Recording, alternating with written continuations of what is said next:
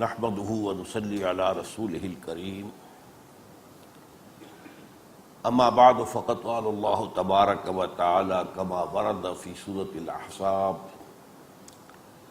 اعوذ بالله من الشيطان الرجيم بسم الله الرحمن الرحيم ما كان محمد أبا أحد من رجالكم ولكن رسول الله وخاتم النبيين وكان الله بكل شيء عليما صدق الله العظيم وقال النبي صلى الله عليه وسلم وإنه سيكون في أمتي 30 كذابون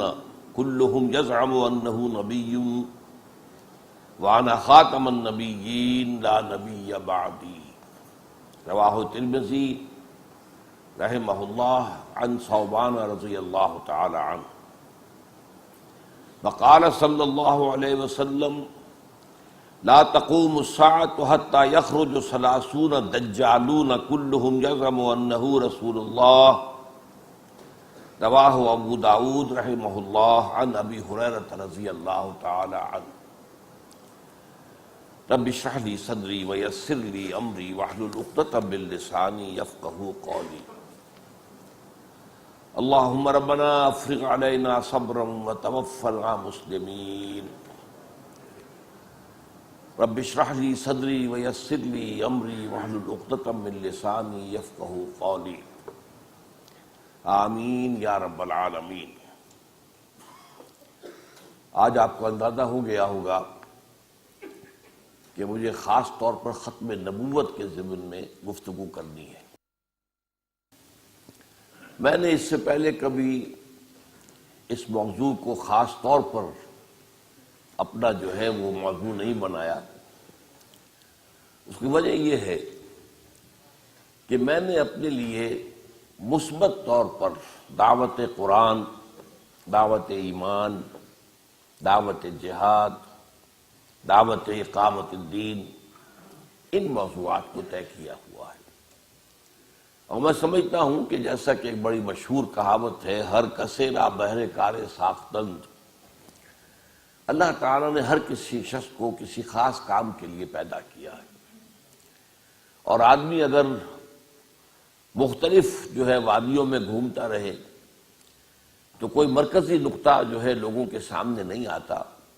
جس سے کہ کوئی عمل کا راستہ معین ہوتا ہو۔ ہمارے ہاں تحفظ نبوت کے اعتبار سے ایک خاص طور پر اہم ادارہ ہے جو بہت ہی محنت کے ساتھ، مشقت کے ساتھ یہ کام کر رہا ہے، اور وہ ہے مجلس تحفظ ختم نبوت۔ یہ لوگ بڑے مخلص ہیں، میرا ان سے رابطہ ہے، اور بہت ہی اخلاص کے ساتھ اس کام میں لگے ہوئے ہیں، اور انہوں نے خاص طور پر اس کو موضوع بنایا ہے، اس کا حق ادا کیا ہے، اس میں کوئی شک نہیں۔ خاصی کتابیں شائع کی ہیں، بہت سے جو ہے بڑے ضخیم بھی جو ہے چیزیں سامنے آئی ہیں۔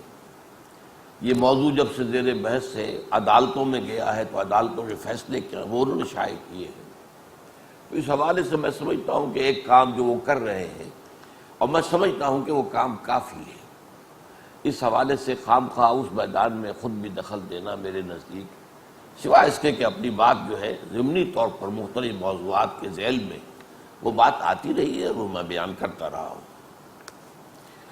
لیکن آج میں نے خاص طور پر اس لیے اسے موضوع بنایا ہے کہ اصل میں قادیانیوں نے ماڈل ٹاؤن لاہور کو خاص طور پر اپنی سرگرمیوں کا مرکز بنا لیا ہے۔ یہاں آپ کو معلوم ہے کہ اس گراؤنڈ میں جو بلاک سی اور ڈی کے درمیان ہے وسیع، وہاں پر وہ اپنے جمعے کا اہتمام کر رہے ہیں، اور اس کے لیے ان کا اہتمام اتنا ہے کہ وہ سارے راستے بند کر دیتے ہیں، اس کے لیے ان کے والنٹیئر جو ہیں کھڑے ہوتے ہیں، کنٹرول کرتے ہیں۔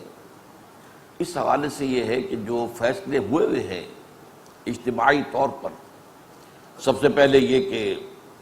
فیصلہ ہوا کہ قادیانی غیر مسلم ہے، امت مسلمہ سے خارج ہے، اور یہ فیصلہ ظاہر بات ہے کہ علماء کے فتوے تو بہت پہلے سے تھے، لیکن پاکستان میں کیونکہ پارلیمنٹ کے ذریعے طے ہوا ہے، اور خاص طور پر یہ بات جو ہے کہ اس وقت وزیر اعظم تھے ذوالفقار علی بھٹو، جو کوئی مذہبی آدمی نہیں تھے، اور ظاہر بات ہے کہ اس معاملے کے اندر ان کا ذاتی معاملہ اتنا نہیں تھا جتنا کہ یہ پارلیمنٹ میں آیا ہے، تحریک اٹھی زبردست، اور اس تحریک کی سربراہی بھی ایک خالص غیر سیاسی شخصیت کر رہی تھی، اس لیے کہ اس سے تقریباً 20 سال پہلے جو تحریک چلی تھی ختم نبوت کی 1953 میں، تو اس کی جو تھی قیادت وہ مجلس احرار کے ہاتھ میں تھی، انہوں نے اس کا آغاز کیا تھا، اور وہ ظاہر بات ہے کہ خالص سیاسی جماعت بھی تھے، اور جو بھی جد و جہد تھی آزادی ہند کی اس میں بھی ان کا حصہ تھا، لیکن یہ کہ اور وہ پھر تحریک پاکستان کے مخالف بھی تھے، اس لیے ان کی بات جو ہے اس کو سمجھا گیا کہ شاید یہ بھی کسی جو ہے، اگرچہ اس کے بعد انہوں نے طے کر دیا تھا پاکستان بننے کے بعد اب ہم سیاست میں حصہ نہیں لیں گے، لیکن یہ کہ بہرحال لوگوں کو یہ سوچنے کی گنجائش تھی کہ شاید یہ کوئی سیاسی اپنے پروگرام کے تحت انہوں نے اس مسئلے کو اٹھایا ہے، اگرچہ اس وقت بھی پوری امت مسلمہ ان کے ساتھ متفق ہو گئی تھی، لیکن خاص طور پر سن 73-74 میں جب یہ تحریک اٹھی ہے تو اس وقت تو ظاہر بات ہے کہ اس کی جو صدارت تھی اور ہاتھ میں جن کی قیادت تھی وہ مولانا سید محمد یوسف بن نوری رحمۃ اللہ علیہ تھے، جو خالص غیر سیاسی آدمی تھے، علمی آدمی تھے، بہت بڑے عالم تھے، اس میں کوئی شک نہیں۔ تو اس حوالے سے جو فیصلہ ہوا، اور وہ بھی یک طرفہ نہیں تھا، قادیانیوں کو پورا موقع دیا گیا، اس وقت جو ان کے امیر تھے حافظ ناصر احمد، ان کو بلا کر ان کے پورے گروپ نے جا کر اپنا وہاں موقف پیش کیا ہے، لیکن بہرحال اس دیانتداری کا جو ہے انہیں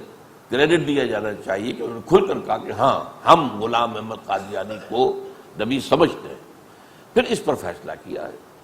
اسی طریقے سے جو لاہوری ان کے ہاں شاخ ہے ان کو بھی پورا موقع دیا گیا، اس کے بعد جو ہے ظاہر بات ہے پارلیمنٹ نے فیصلہ کیا، یہ فیصلہ جو ہے کسی مذہبی جماعت کا نہیں ہے۔ پھر اس کے بعد سوال پیدا ہوا کہ باقی تو جو لوگ ہیں ٹھیک ہے، وہ عیسائی بھی یہاں رہتے ہیں، ہندو بھی رہتے ہیں، سکھ بھی رہتے ہیں، وہ اقلیتیں ہیں مذہبی، لیکن ظاہر بات ہے ان میں سے کسی کا دعویٰ یہ نہیں ہے کہ ہم مسلمان ہیں، جبکہ قادیانیوں کا دعویٰ یہ کہ ہم مسلمان ہیں، اور اس کا نتیجہ یہ بھی نکالتے ہیں کہ جو غلام احمد قادیانی کی نبوت کو نہیں مانتے وہ کافر ہیں، وہ غیر مسلم ہیں۔ تو اس پہلو سے ان کا معاملہ جو ہے وہ بڑا ایک پیچیدہ معاملہ بن جاتا ہے کہ وہ مدعی ہے کہ ہم مسلمان ہیں، اور مسلمانوں کو دھوکہ دینے کے لیے وہ اسلامی شعائر کی پابندی کرتے ہیں۔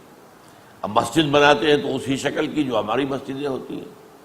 یا یہ کہ جمعہ ان کا ہو رہا ہے اگر تو وہ جمعہ تو وہ ہے کہ جو ہمارا شعار ہے، شاعر اسلامی میں داخل ہے۔ تو اس حوالے سے پھر ایک قانون یہ بنایا گیا کہ وہ شاعر اسلامی کی جو ہے وہ اس کو اتباع جو ہے اظہار کے ساتھ نمایاں طور پر نہیں کر سکتے کہ تاکہ لوگوں کو دھوکہ ہو۔ تو اس قانون کے ہوتے ہوئے یہاں جو کچھ ہو رہا ہے اس پر یہ کہ کچھ تشویش ہوئی، اور اس ماڈل ٹاؤن کے جتنے بلاک ہیں ان میں جو جامع مساجد ہیں ان کے ائمہ جمع ہوئے کچھ عرصے پہلے، انہوں نے کہا کہ یہ اس کا کچھ ادارہ ہونا چاہیے، تو ان کی طرف سے ایک طے ہوا معاملہ کہ ایک یادداشت جو ہے یہاں پر بھیجی جائے ایس ایچ او صاحب کو، جس میں ان تمام چیزوں کا حوالہ دے کر اور ان سے پھر کہا جائے کہ اس معاملے کے اندر اپنا فرض منصبی ادا کریں، جو قانون ہے ملک کی اس کو نافذ کروائیں، تاکہ اس سے جو ہے بات آگے بڑھے گی تو ظاہر بات ہے کہ وہ کسی امن و امان کا مسئلہ بن سکتی ہے۔ تو میں سمجھتا ہوں اس کے لیے طے کیا گیا کہ چند جمعوں میں اس موضوع پر تمام لوگ تقاریر کریں تاکہ لوگوں کو اویئرنیس ہو جائے، اس لیے کہ بعض ہمارے خاص طور پر جدید تعلیم یافتہ لوگ جو ان چیزوں کو پسند نہیں کرتے، اب وہ اس مغالطے میں ہے کہ یہ مسلمانوں کا ایک فرقہ ہے تو یہ تو فرقے واریت ہو گئی،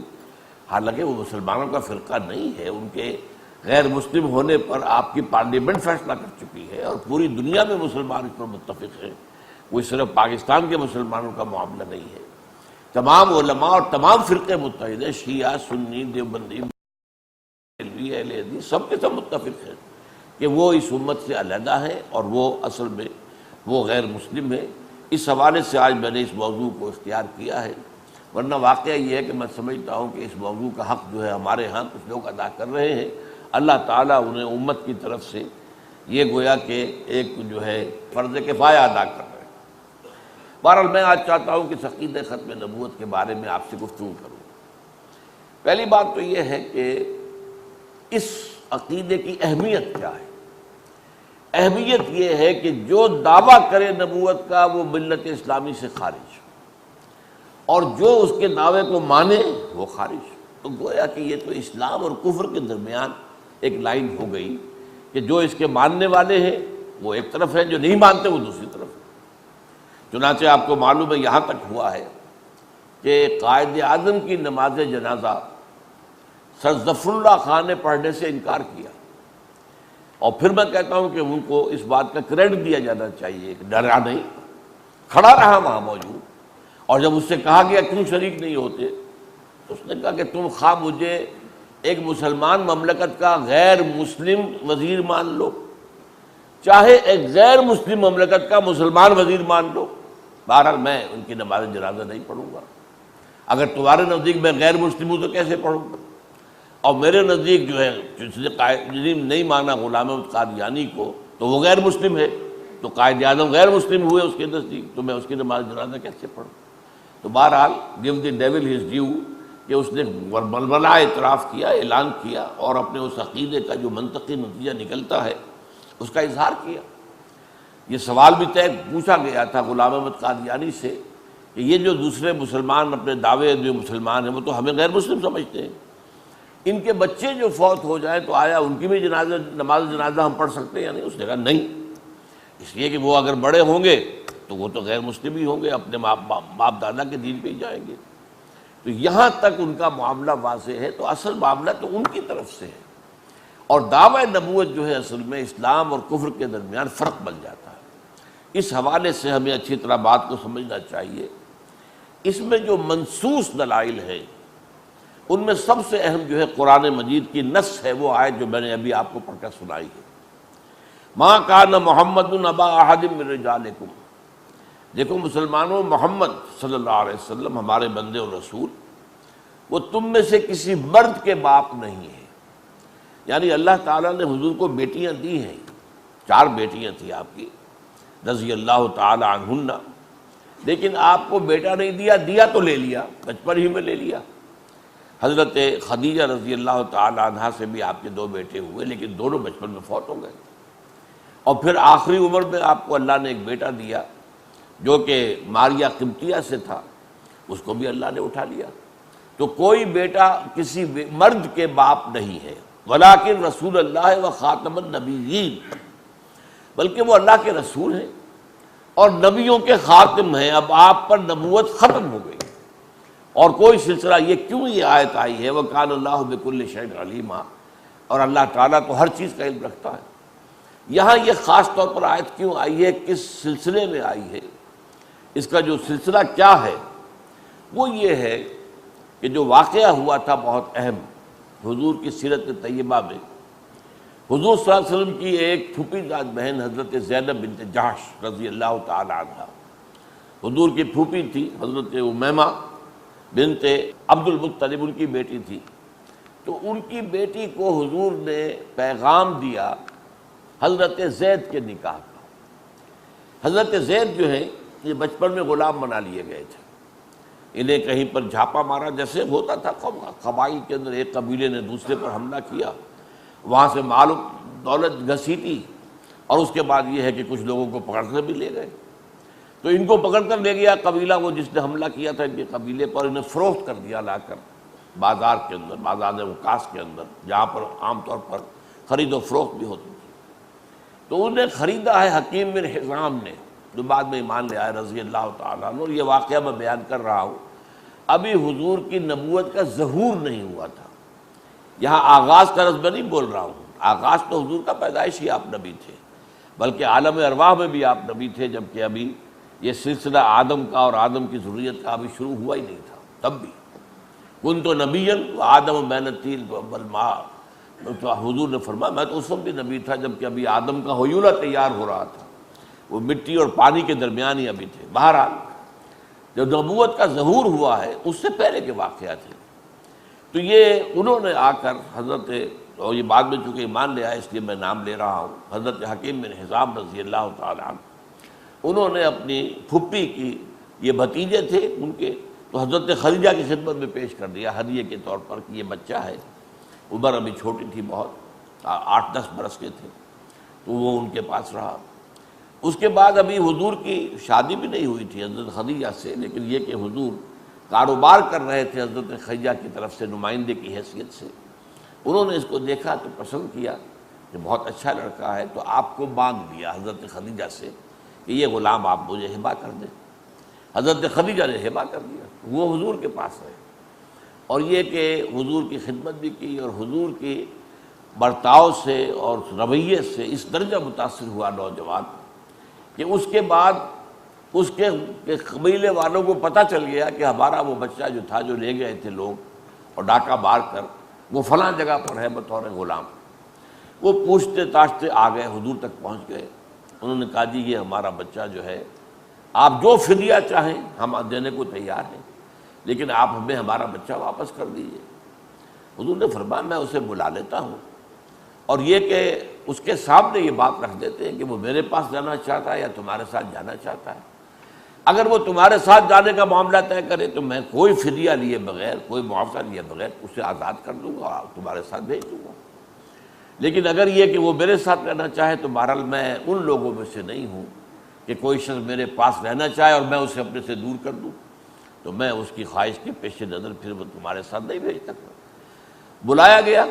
انہوں نے جب یہ سامنے بات آئی، انہوں نے کہا کہ میں جس شخص کے پاس رہ رہا ہوں، میں دنیا کا بہترین شخص اسے سمجھتا ہوں، تو میں اس کے پاس سے جانے کو تیار نہیں۔ بہرحال اس کے جو چچا اور والد تھے وہ بھی پھر راضی ہو گئے، چلے گئے۔ لیکن پھر حضور نے باقاعدہ جا کر اعلان کیا لوگوں کے اندر مجمع میں کہ میں آج سے اس کو اپنا بیٹا بناتا ہوں، آزاد کرتا ہوں۔ تو حضرت زید جو ہیں، چونکہ انہوں نے اپنے خاندان پر ترجیح دی حضور کو، اپنے والد اور چچا کو قبول کرنے کی بجائے حضور کے پاس رہنا قبول کیا، تو حضور نے گویا کہ یہ احسان کیا اب کہ انہیں آزاد کر دیا اور منہ بیلا بیٹا بنا لیا۔ تو اس وقت سے پھر زید ابن حارثہ کی بجائے لوگ انہیں زید ابن محمد کہنے لگے۔ تو یہ حضور کے بہت لاڈلے تھے، پیارے تھے۔ تو ان کا پھر آپ نے جو ہے نکاح چونکہ آزاد کر دیا تھا، تو اپنی جو ہے پھوپھی زاد بہن حضرت زینب بنت جحش کے پہ پیغام بھیجایا۔ انہوں نے انکار کر دیا کہ یہ تو آزاد شدہ غلام ہے، میں شریف گھرانے کی شرفائے قریش کی خاتون ہوں، بیٹی ہوں، تو میں تو ان سے شادی نہیں کر سکتی۔ ان کے بھائی عبداللہ ابن جحش نے بھی یہ صاف انکار کیا کہ یہ تو ہمارا کفو نہیں بنتا، یہ تو ہم کفو میں شادی ہونی چاہیے۔ تو اگرچہ اب آزاد آپ نے کر دیا ہے، لیکن وہ اس کا غلامی کا داغ تو ہے نا۔ عرب میں یہ روایت تھا غلامی کا داغ ختم نہیں ہوتا، چاہے کوئی آزاد بھی کر دے تو مولا کہلاتا ہے وہ، کہ یہ مولا ہے، یہ گویا کہ وہ ایک اور کیٹیگری بن جاتی ہے، لیکن برابر وہ نہیں ہوتا بالکل آزاد لوگوں کی۔ لیکن یہ کہ حضور صلی اللہ علیہ وسلم نے ذرا اس پر اصرار کیا، اور پھر قرآن مجید میں بھی یہ آیت نازل ہو گئی کہ ما کان لمؤمن ولا مؤمنۃ اذا قضى اللہ ورسولہ امرا ان یکون لہم الخیرۃ فی امرہم۔ کسی مومن مرد اور مومن عورت کی یہ شان نہیں ہے کہ اللہ اور اس کے رسول کی طرف سے کوئی فیصلہ ہو جائے تو پھر بھی وہ سمجھے کہ اسے کوئی اختیار حاصل ہے۔ اس آیت کے نزول کے بعد اب انہوں نے کہا ٹھیک ہے، اللہ اور اس کے رسول کا فیصلہ ہے تو مجھے قبول ہے، شادی تو ہو گئی۔ لیکن ایک نفسیاتی الجھن برقرار رہی۔ حضرت زینب نے ذہناً ایک تو بات ہے، بات حضور کی بات تو تسلیم کر دی، سر اطاعت خم کر دیا، جو کہ کسی مومن مرد اور مومن عورت کی شان ہونی چاہیے، لیکن وہ ذہناً قبول نہیں کر سکیں، اور شوہر کو جو مقام دینا چاہیے بیوی کو، اپنا سرتاج سمجھے، اس سے بہرحال اس کی عزت کرے، اس کا جو ہے اس کی اطاعت کرے، تو وہ اس طریقے سے اپنے دلی طبیعت کے ساتھ، دلی آمادگی کے ساتھ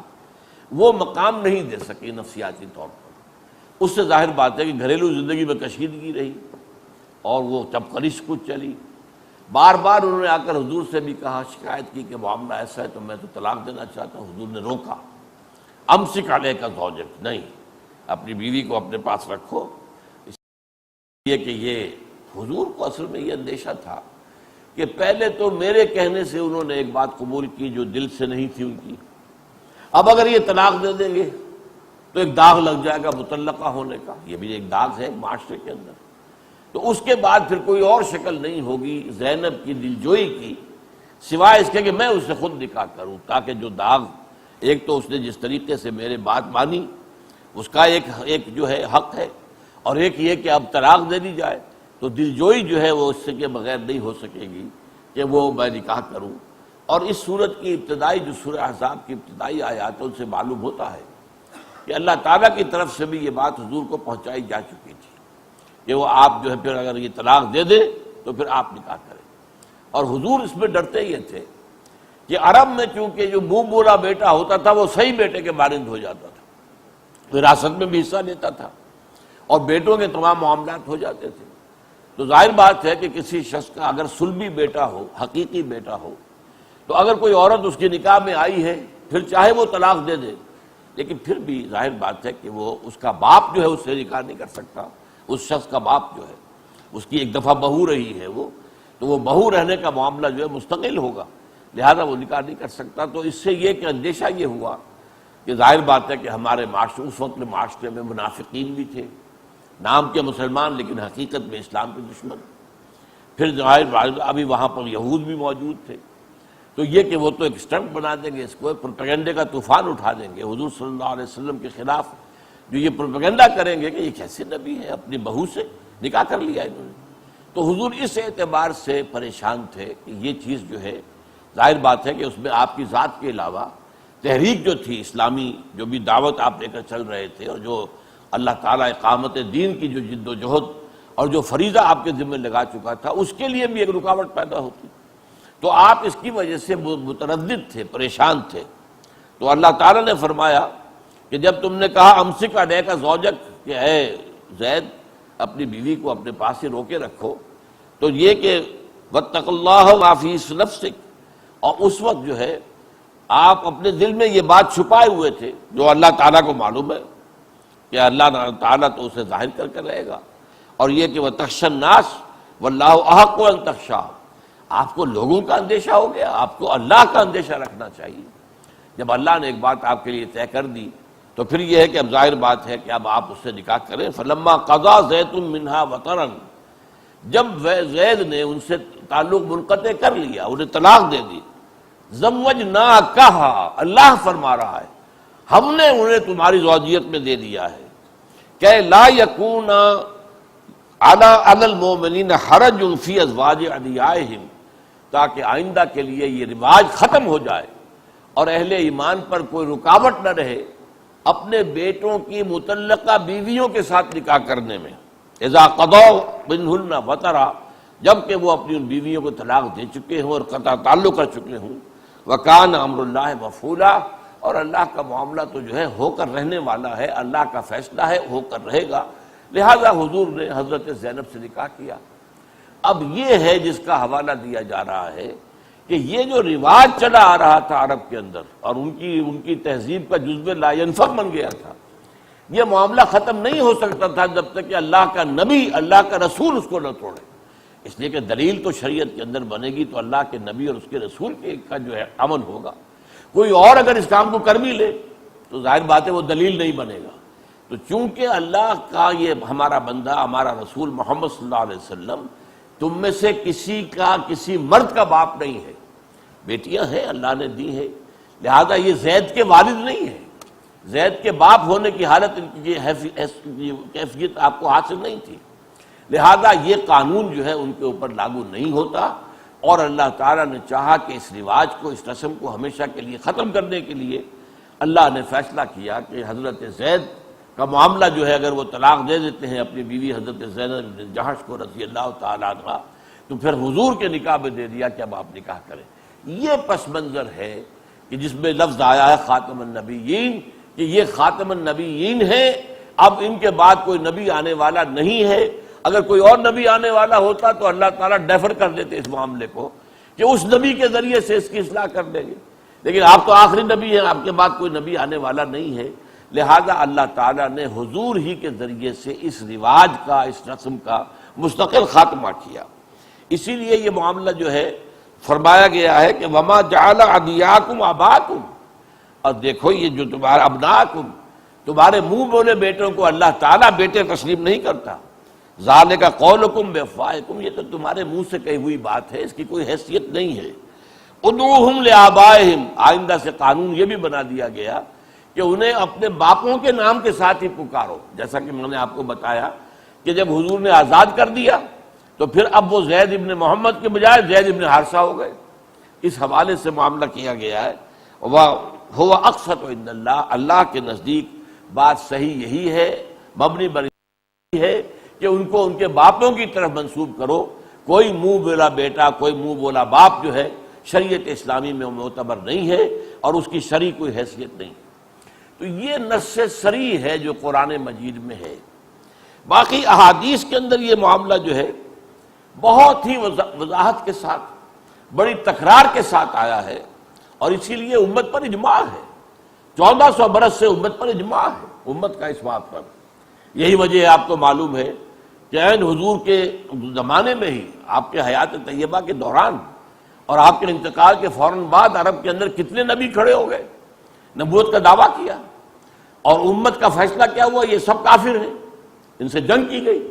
تمام جو بھی مدعیان نبوت تھے، چاہے مسیلمہ ابن کذاب ہو یا کوئی اور ہو، ایک عورت نے بھی دعویٰ کر دیا، اور بہت سے لوگ ان کے ساتھ مل گئے،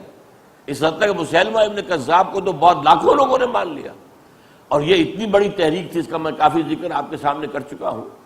کہ یہ اصل میں کاؤنٹر ریولوشنری موومنٹ تھی۔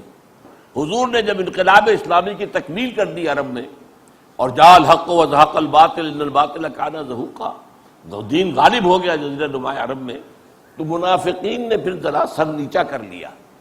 اور اپنے اسلام لانے کا دعویٰ کر دیا جھوٹ موٹ کا، اور وہ منتظر تھے کہ ذرا حضور دنیا سے رخصت دے جائیں، پھر ہم کھڑے ہو جائیں گے اور پھر ہم اس اسلام کی بیخکنی کریں گے۔ تو اس کا پھر آپ کو معلوم ہے کہ صحابہ کرام نے ان کے ساتھ جنگ کی۔ حضرت ابوبکر رضی اللہ تعالیٰ عنہ کے عہد خلافت کا بہت بڑا کام تو یہی ہے کہ تمام جو بھی مدعیان نبوت ہیں ان کے ساتھ جنگ کی گئی، اور اس میں بہت سے مسلمانوں نے جام شہادت نوش کیا ہے۔ تو یہ اجماع جو ہے کہ حضور کے بعد اگر کوئی شخص کھڑا ہو نبوت کا دعویٰ لے کر تو وہ دائرہ اسلام سے خارج، وہ مرتد، واجب القتل، اور جو اس پر ایمان لے آئے وہ بھی مرتد ہے، واجب القتل ہے، اور وہ دائرہ اسلام سے خارج ہے۔ میں چند احادیث آپ کو سناتا ہوں۔ سب سے پہلے یہ حدیث ہے ترمذی شریف کی، حضرت ثوبان، اور یہ ثوبان بھی مولا ہیں حضور کے، جیسے زید مولا ہو گئے کہ حضور کے غلام تھے اور حضور نے آزاد کر دیا، ایسے ہی یہ ثوبان بھی حضور کے غلام تھے جنہیں حضور نے پھر آزاد کیا ہے۔ ان ثوبان مولا رسول اللہ صلی اللہ علیہ وسلم قال قال رسول اللہ صلی اللہ علیہ وسلم انہ سیکون فی امتی 30 کذابون، میری امت میں 30 جھوٹے مدعیان نبوت کھڑے ہوں گے، 30، کلہم یزعم انہ رسول اللہ، ان میں سے ہر ایک کا یہ زعم ہوگا، خیال ہوگا، باطل، زعم کہتے ہیں خیال باطل کو، کہ وہ اللہ کا رسول ہے۔ یہ ہے جو ترمذی نے روایت کی حضرت ثوبان سے، اور سنن ابی داؤد کی روایت ہے حضرت ابو ہریرہ رضی اللہ تعالیٰ عنہ سے کہ حضور نے فرمایا لا تقوم الساعة حتى يخرج 30 دجالون، جہاں دجال کا لفظ استعمال کیا حضور نے، قیامت قائم نہیں ہوگی جب تک کہ 30 دجال کھڑے نہ ہو جائیں، کلہم یزعم انہ رسول اللہ، ان میں سے ہر ایک جو ہے یہ زعم رکھے گا، یہ اسے خیال باطل ہو گیا، زعم باطل ہوگا کہ وہ اللہ کا رسول ہے، وَأَنَا أَنَّهُ نبی اللہ، حالانکہ میں جو ہوں اللہ کا نبی ہوں اور خاتم النبیین ہوں، میرے بعد کوئی نبی نہیں ہے۔ اسی طریقے سے بخاری کی ایک روایت ہے، حضور نے فرمایا کہ یقیناً جو ہے کانت بنو اسرائیل تسوسہم الانبیاء کلما ہلک نبی خلفہ نبی، بنی اسرائیل کی سیاست جو ہے انبیاء کرتے تھے، جیسے ہی کسی نبی کا انتقال ہوتا تھا اس کی جگہ دوسرا نبی اللہ تعالیٰ کھڑا کر دیتا تھا، لیکن میں آخری نبی ہوں، میرے بعد کوئی نبی نہیں۔ اس حدیث کے سلسلے میں بھی آپ نے وضاحت کر دی کہ وہاں تو سلسلہ تھا نبوت کا، ہر نبی کے بعد دوسرا نبی، لیکن میرے بعد اب کوئی نبی نہیں آئے گا۔ اسی طریقے سے ترمذی کی روایت ہے ان الرسالۃ والنبوۃ قد انقطعت فلا رسول بعدی ولا نبی، رسالت اور نبوت دونوں منقطع ہو چکے ہیں میرے بعد، اب میرے بعد نہ کوئی رسول ہوگا نہ نبی ہوگا۔ یہاں پر خاص طور پر میں سوچتا ہوں کہ یہ جو حضور نے رسالت کی بھی نفی کی ہے تو شاید اللہ تعالیٰ کی طرف سے یہ علم آپ کو تھا کہ کوئی شخص ایسا بھی کھڑا ہوگا، بہاء اللہ جو ہے،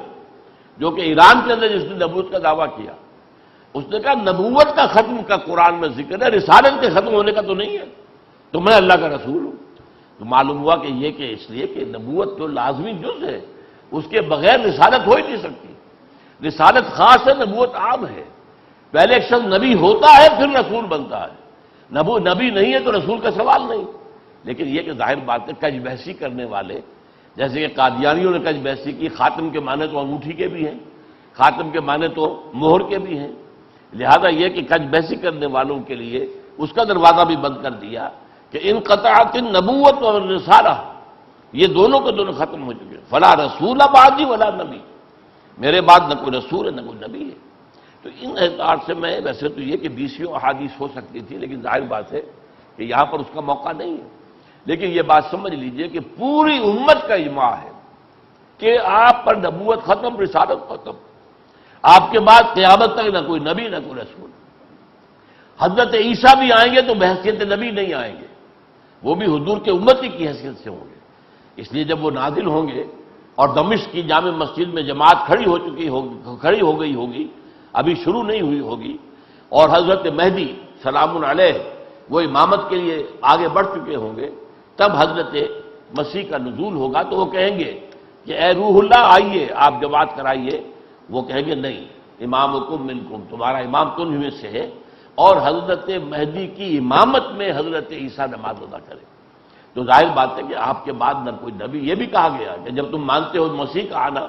تو مسیح جو نبی تھے وہ نبی ہوں گے، لیکن یہ بات واضح ہو جانی چاہیے کہ اب ان کی آمد ثانی جو ہے وہ بحیثیت نبی اور رسول کے نہیں ہے، بلکہ نبوت اور رسالت حضور ہی کی ہے،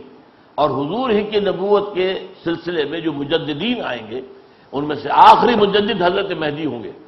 اور پھر ان کی امامت میں حضرت عیسیٰ نماز ادا کریں گے۔ تو آپ کے بعد نہ کوئی نبی ہے نہ کوئی رسول ہے، اور اس پر جیسا کہ میں نے عرض کیا اس قدر اجماع ہے کہ کوئی امت کے اندر اس میں دو رائے نہیں ہے۔ لیکن یہ کہ بہرحال چونکہ زمانہ تھا انگریز کی حکومت کا، اب وہ جو اس کے بارے میں کہا ہے اکبر الہ آبادی نے کہ کہاں ایسی آزادیاں تھیں میسر کہ گلے میں جو آئے وہ تانے اڑاؤ، جو چاہو کہہ دو، تو جو جی میں آئے اس کا دعویٰ کر دو، اس لیے کہ انگریز کی حکومت ہے، کوئی پکڑ نکڑ تو ہوگی نہیں۔ یہاں تو اگر کوئی مسلمان حکمران ہوتا تو پھر کوئی دعویٰ کرتا تو اس کا جو حشر ہوتا وہ سب کو معلوم ہے۔ تو کہاں ایسی آزادیاں تھیں میسر، جو یہ تو اب آزادیاں ہیں اس وقت جو اس وقت دنیا کے اندر مل گئی انگریز کی حکومت میں، ایک شخص دعویٰ کر رہا ہے اور اس کو کوئی چھیڑنے والا نہیں، کچھ کہنے والا نہیں۔ یہ بھی آپ کو میں بتا دوں کہ غلام احمد قادیانی نے خط لکھا تھا امیر کابل کو کہ میں اللہ کا نبی ہوں تم مجھ پر ایمان لاؤ۔ وہ جب دربار میں خط پڑھا گیا تو اس نے کہا اسے ایک لفظ میں جواب دے دو، اینجا بیا، یہاں آؤ، یہاں آ کے دعویٰ کرو تو تمہیں پتہ چلے گا کہ اس دعوی نبوت کا جو ہے وہ کیا نتیجہ نکلتا ہے۔ تو یہ تو در حقیقت حکومت کی یارو خیرو بناؤ، کہاں ایسی آزادیاں تھی میسر گلے میں جو آئے وہ تانے اڑاؤ، تو یہ سارا جو چاہو منہ میں آ جا کہہ دو، تو یہ تو در حقیقت انگریز کی حکومت کی وجہ سے ہے۔ اس اعتبار سے یہ بات یقینی ہے اپنی جگہ پر، لیکن جیسا کہ میں نے آپ سے عرض کیا تھا اصل جو الجھن پڑتی ہے، اگر یہ مان لیں کہ ہاں ٹھیک ہے ہم غیر مسلم ہیں، مسلمانوں سے ہمارا تعلق نہیں ہے، تو پھر یہ کہ انہیں آزادی دی جا سکتی ہے، جیسے اہل کتاب کو آزادی ہے، ہندوؤں کو آزادی ہے، یہاں پر جو بھی ہے وہ لوگ اپنے طریقے پر جو چاہیں کریں، لیکن چونکہ یہ مغالطہ پیدا کرتے ہیں، اور ابھی ان کے مغالطہ آمیزی میں کوئی کمی نہیں ہوئی ہے، وہ اندر ہی اندر گھن کی طرح جو ہے اس جسد ملی کو کھا رہے ہیں، اور لوگ اندر ہی اندر ان کی دعوت پھیل رہی ہے، اور جو لوگ دین سے ناواقف ہیں، اب اس میں بعض جو الفاظ ہیں جن کے معنی جو ہے ان کو نہیں لوگ سمجھتے، انی متوفی کا اس کے معنی کیا ہے یہ اس وقت میرا موضوع نہیں ہے، پھر کسی وقت اس کے بارے میں عرض کروں گا، لیکن ہم ایک ہی وفات سے جانتے ہیں، ایک ہی وفات ہے جب انسان جس کو پر موت کا جو ہم کہتے ہیں اس پر وفات کا اتنا اس فلاں کی وفات ہو گئی، حالانکہ اس لفظ کے تو بہت سے معنی ہیں۔ اوفا یوفی کے معنی کوئی بات پوری کر دینا،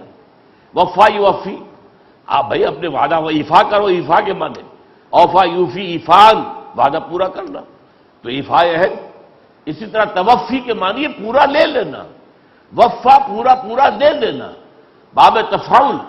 جیسے تعلیم کے معنی کسی کو علم دینا، علم سکھانا، تعلم کے معنی علم سیکھنا۔ اب یہ جو ہے باب جو ہے تبدیلی سے وفا یوفی کسی کو پورا دے دینا، لو بھائی تمہارا یہ قرض سب پورا میں نے ادا کر دیا، یہ وفا یوفی ہے۔ اور توفا یا توفا وہ یہ کیا ہے؟ پورا لینا، وصول کرنا، تو اللہ نے حضرت عیسیٰ علیہ السلام کو پورا کا پورا، جب وفات ہوتی ہے تو جان چلی گئی، جسد تو یہی رہ گیا، توفا میں اللہ تعالیٰ نے کہا کہ ہم نے پورا دے دیا، جسم بھی اور ان کی جان بھی اور ان کی روح بھی، وہ سب کے سب جو ہے اللہ تعالیٰ نے قبض کیے اور انہیں آسمانوں پر اٹھا لیا، پھر وہ آئیں گے۔ وَإِنَّهُ لَعِلْمٌ لِّلسَّاعَةِ، اور قرآن مجید میں فرمایا گیا وہ قیامت کی نشانیوں میں سے ایک نشانی ہوں گے، جب وہ آئیں گے تو معلوم ہوگا کہ اب قیامت بالکل قریب آ چکی ہے اور دنیا جو ہے اپنی تاریخ کے آخری جو ہے دور میں داخل ہو چکی ہے۔ تو اس حوالے سے جو مغالطے پیدا کر رہے ہیں، اور جو ظاہر بات ہے جو لوگ عربی سے واقف نہیں، ہندی متوفی کا قرآن مجید میں تو دیکھا ہم تمہیں تب وفات دے دیں گے، دیکھو قرآن میں لکھا ہوا ہے، تو یہ اصل میں اور ایسی باتیں جاہلانہ، اب چونکہ عوام الناس کا معاملہ ہے تو وہ بات چیزوں بعض لوگوں کو اپیل کر جاتی ہیں کہ ایک اور پہلو جو ہے، ایک تو ہے ختم نبوت کا اس بات نصوص قرآنی، نص قرآنی میں نے آپ کے سامنے رکھ دی، نصوص حدیث وہ میں نے آپ کے سامنے رکھ دی، ویسے تو بے شمار حدیثیں اور ہیں لیکن یہ کہ میں نے 4 حدیثیں آپ کے سامنے رکھ دی، لیکن ایک اور ہے عقلی دلیل اس کی، تو اس پر لیکن یہ کہ عوام کا معاملہ کیا ہوتا ہے، نہ وہ نصوص سے واقف اور عقلی دلیل بھی ان کے سامنے نہیں آئی، لہذا وہ جو ہے ان سے دھوکہ کھا جاتے ہیں۔ اب ایک دیکھیے بڑا جذباتی معاملہ کہیں گے عام مسلمان کے لیے کہ دیکھیں جی یہ کیا بات ہوئی، ہمارے نبی تو فوت ہو کر زیر زمین چلے گئے اور عیسیٰ زندہ آسمان پر اٹھا لیے گئے، تو کیا ہمارے نبی سے وہ افضل ہے؟ نہیں، عیسیٰ کی موت ہو چکی ہے، نہ کوئی چڑھا نہ اترے گا، نہ آسمان پہ گیا نہ آسمان سے نازل ہوگا۔ اس عقیدے کی بھی خلاف اس نے جو ہے جو شروع میں لوگوں میں مغالطے پیدا کیے ہیں۔ اب ظاہر بات ہے جب یہ مغالطہ ڈال دیا اور عام آدمی کہے گا بھائی بات تو بڑی گہری کہہ رہا ہے، بات تو بڑی منطقی ہے، حضور افضل ہے، اب وہ تو زمین کے نیچے زمین میں دفن ہو گیا مر کر، اور وہ یہ عیسیٰ جو ہے اٹھا لیے گئے آسمان پر، تو گویا کہ عیسیٰ افضل ہو گئے حضور سے۔ عام مسلمان کے لیے یہ بات کتنی اپیلنگ ہوگی؟ ان باتوں سے، ایسی باتوں سے انہوں نے اپنا جو ہے ایک سکہ جمایا مسلمانوں پر اور پھر نبوت کا دعویٰ کر دیا۔ بہرحال کوئی اور باتیں وہ شخص کرتا اس پر کفر کا جو ہے وہ اطلاق نہیں ہو سکتا تھا، ٹھیک ہے گمراہ ہو گیا ایک شخص جو نہیں مانتا کہ حضرت مسیح اٹھائے گئے ہیں، نہیں مانتا کہ حضرت مسیح دوبارہ نازل ہوں گے، تو اگر ٹھیک ہے گمراہ ہے لیکن اس پر کفر کا فتویٰ نہیں لگے گا۔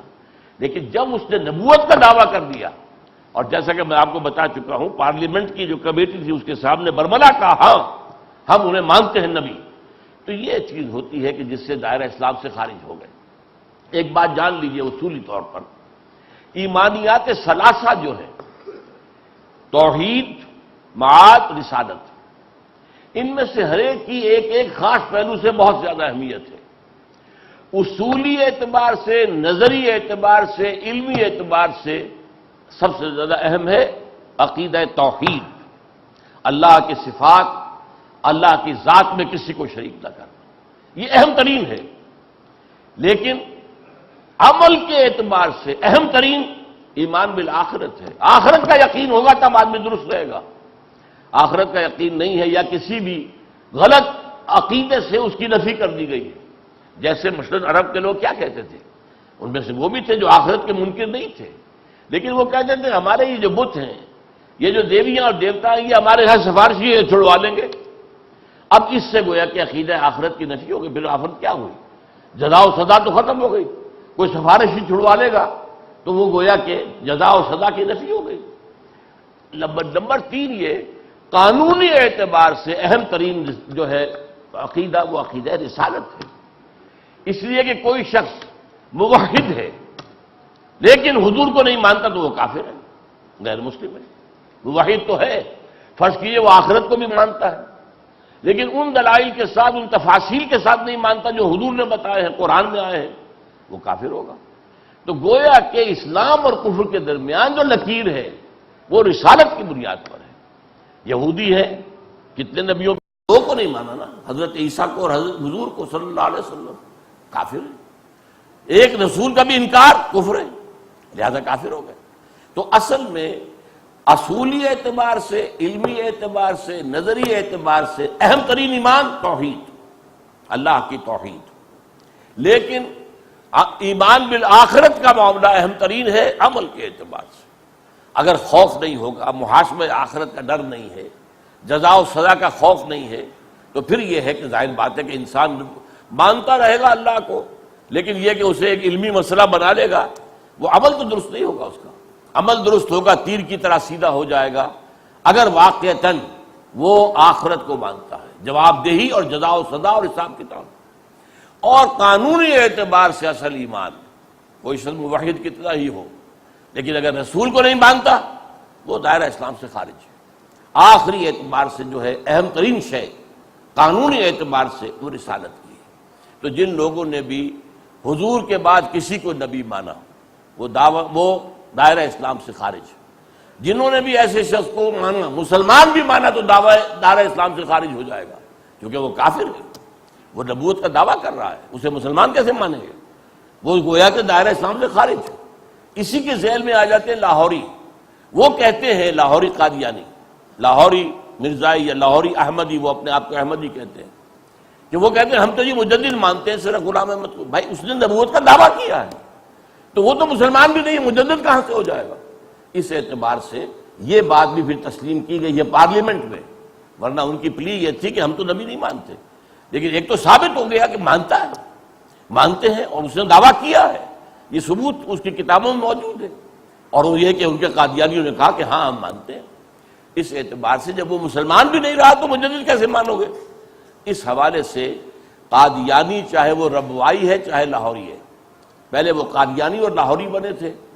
اب اس کی جو ہے چونکہ قادیان سے منتقل ہو کے ربوے میں آئے تو ربوائی کہلاتے ہیں۔ تو ربوائی ہو چاہے لاہوری ہو، جو بھی غلام احمد قادیانی کے نبی، مجدد یا مسلمان ہونے کا قائل ہے وہ بھی دائرہ اسلام سے خارج ہے۔ اقول قولی ھذا واستغفر اللہ لی ولکم ولسائر المسلمین والمسلمات۔